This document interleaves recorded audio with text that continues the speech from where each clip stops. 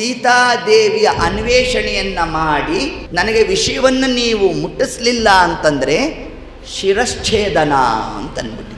ಭಕ್ತರು ಸೇರಿದಾಗ ನಮಗೆ ಏನೇನು ದೇವರ ಚರಿತ್ರೆ ಗೊತ್ತಿದೆಯೋ ಪರಸ್ಪರ ವಿನಿಮಯ ಮಾಡ್ಕೋಬೇಕಂತೆ.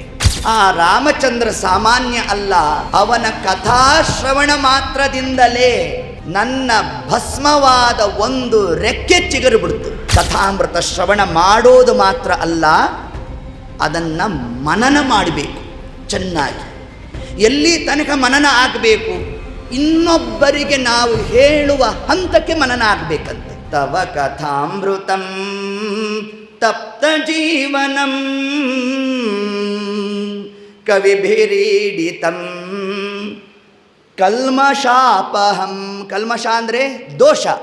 ನಮ್ಮಲ್ಲಿರೋ ದೋಷ ಎಲ್ಲ ಹೀರ್ಬಿಡ್ಬೇಕಂತೆ, ದುಃಖ ಪರಿಹಾರ ಮಾಡಬೇಕಂತೆ, ದೇವರಲ್ಲಿ ಅನನ್ಯವಾದ ಭಕ್ತಿಜನ್ಯ ಆಗಬೇಕಂತೆ.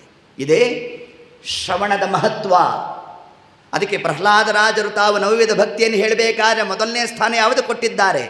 ಶ್ರವಣಂ ಕೀರ್ತನಂ ವಿಷ್ಣೋಹೋ. ಮೊದಲನೇ ಸ್ಥಾನ ಶ್ರವಣಕ್ಕೆ. ಅಂತಹ ಯತ್ ಶ್ರೋತವ್ಯಂ, ಯಾವುದನ್ನು ಶ್ರವಣ ಮಾಡಬೇಕು, ಯಾವುದರ ಶ್ರವಣ ಮಾಡಿದರೆ ಜ್ಞಾನ ಭಕ್ತಿಗಳು ನಮ್ಮಲ್ಲಿ ಜನ್ಯ ಆಗುತ್ತೋ ಅದರ ಬಗ್ಗೆ ತಿಳಿಸಿ ಅಂತಂದು.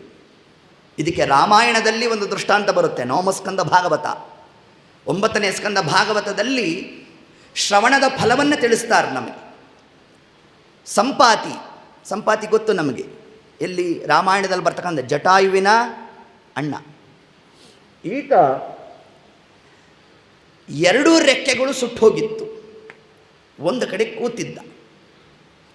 ಈ ಕಪಿಗಳೆಲ್ಲ ಒಂದು ಗುಂಪಾಗಿ ಕೂತಿದ್ದು. ಕೂತಾಗ ಇಷ್ಟೊತ್ತಿಗಾಗಲೇ ಸುಗ್ರೀವ ಆಜ್ಞೆಯನ್ನು ಹೊರಡಿಸಿದ್ದ. 1 ಮಾಸದ ಒಳಗೆ ಸೀತಾದೇವಿಯ ಅನ್ವೇಷಣೆಯನ್ನು ಮಾಡಿ ನನಗೆ ವಿಷಯವನ್ನು ನೀವು ಮುಟ್ಟಿಸ್ಲಿಲ್ಲ ಅಂತಂದರೆ ಶಿರಶ್ಛೇದನ ಅಂತನ್ಬಿಟ್ಟಿದ್ದ. ಈ ಕಪಿಗಳೆಲ್ಲ ಚಿಂತಾಕ್ರಾಂತರಾಗಿ ಕೂತು, ಈ ರಾಮಚಂದ್ರ ಯಾರೋ ಏನೋ, ನಿಮ್ಗೆ ಯಾರಿಗಾರು ಪರಿಚಯ ಇದೆಯಾ ಅಂತ ಕಪಿಗಳು ತಮ್ಮಲ್ಲೇ ಮಾತಾಡ್ಕೊತಾ ಇತ್ತು. ಆಗ ಒಂದು ಕಪಿ ತನಗೆ ಎಷ್ಟು ರಾಮದೇವರ ಬಗ್ಗೆ ಗೊತ್ತಿತ್ತೋ ಅದನ್ನು ಹೇಳಲಿಕ್ಕೆ ಶುರು ಮಾಡಿತು. ಶ್ರೀಮಾನ್ ವಿಷ್ಣು ಪ್ರಜಾತೋ ದಶರಥ ನೃಪತೆ ರಾಮನಾಮಾಥನೀತೋ ವಿಶ್ವಾಮಿತ್ರೇಣ ಮಂತ್ರ ಹೃದನುಜ ಸಹಿತಾಂ ತಾಟಕಾಂ ಘಾತುಕೋಸ್ತ್ರಂ ಬ್ರಹ್ಮಾದ್ಯಂ ಪ್ರಾಪ್ಯ ಹತ್ವಾ ನಿಶಿಚರನಿಕರಂ ಯಜ್ಞಪಾಲೋ ವಿಮೋಚ್ಯ ಹಲ್ಯಾ ಶಾಪಂ ಚ ಭುಂಕ್ತ್ವಾ ಶಿವಧನುರುಪಯನ್ ಜಾನಕೀಂ ನಃ ಪ್ರಸೀದೇತ್. ಹೀಗೆ ರಾಮ ಕಥಾಮೃತವನ್ನು ಕಪಿಗಳು ತಮಗೆ ಏನೇನು ಗೊತ್ತಿತ್ತೋ ಒಬ್ಬೊಬ್ಬರು ಒಂದೊಂದು ರಾಮದೇವರ ಚರಿತ್ರೆಯನ್ನು ಹೇಳ್ತಾ ಇತ್ತು. ಅಂದರೆ ಏನಿದರ ಭಾವ? ನಾವೆಲ್ಲ ಸೇರಿದಾಗ, ಎಲ್ಲ ಸಜ್ಜನರು ವಿಠಲನ ಭಕ್ತರು ಸೇರಿದಾಗ ಏನು ಮಾಡಬೇಕು? ನಮಗೆ ಏನೇನು ದೇವರ ಚರಿತ್ರೆ ಗೊತ್ತಿದೆಯೋ ಪರಸ್ಪರ ವಿನಿಮಯ ಮಾಡ್ಕೋಬೇಕಂತೆ. ಇದನ್ನು ಆ ಕಪಿಗಳು ತಾವು ಆ ಕಾರ್ಯವನ್ನು ಮಾಡ್ತಾ ಇರೋಣ.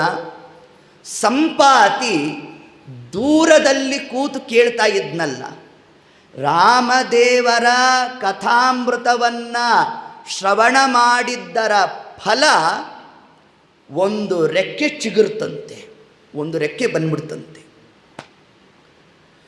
ತೆವಳುಕೊಂಡು ಬಂತಂತೆ ಆ ಕಪಿಗಳ ಹತ್ರ.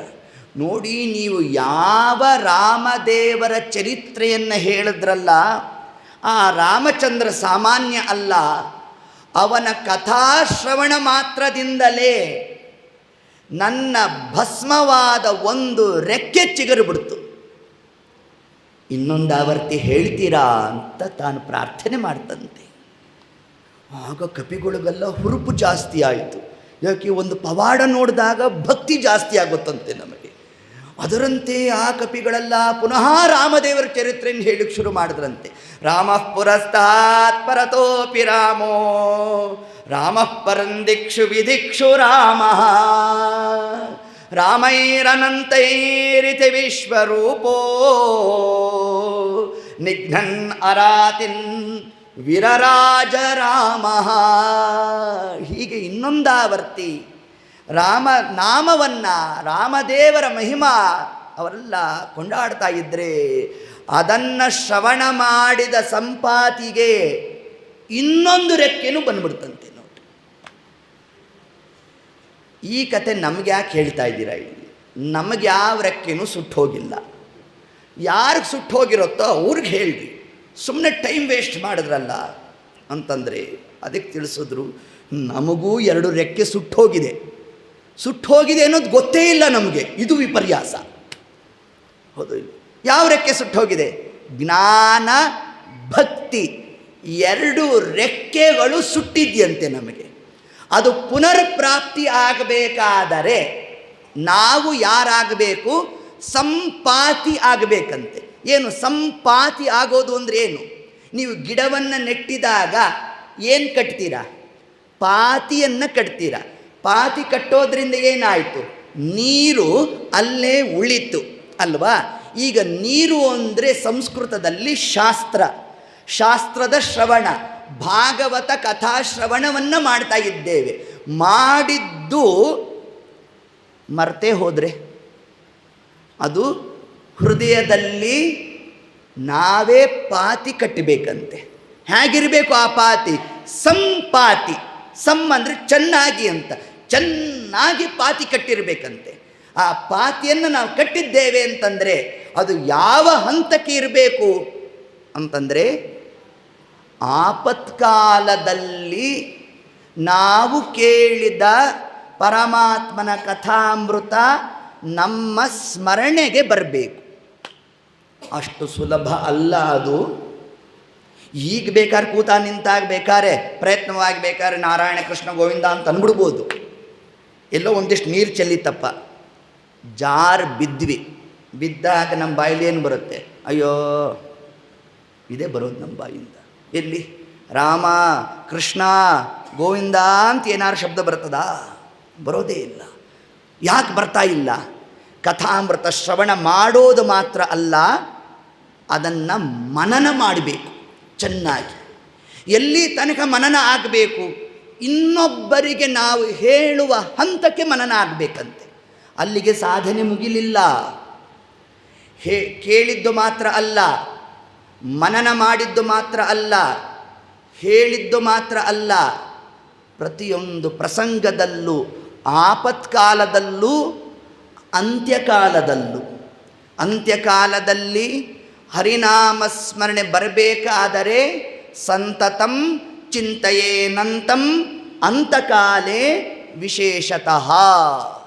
12 ಸ್ತೋತ್ರದಲ್ಲಿ ಮಧ್ವಾಚಾರ್ಯರು ಇದರ ಬಗ್ಗೆ ತಾವು ಉಲ್ಲೇಖವನ್ನು ಮಾಡ್ತಾರೆ.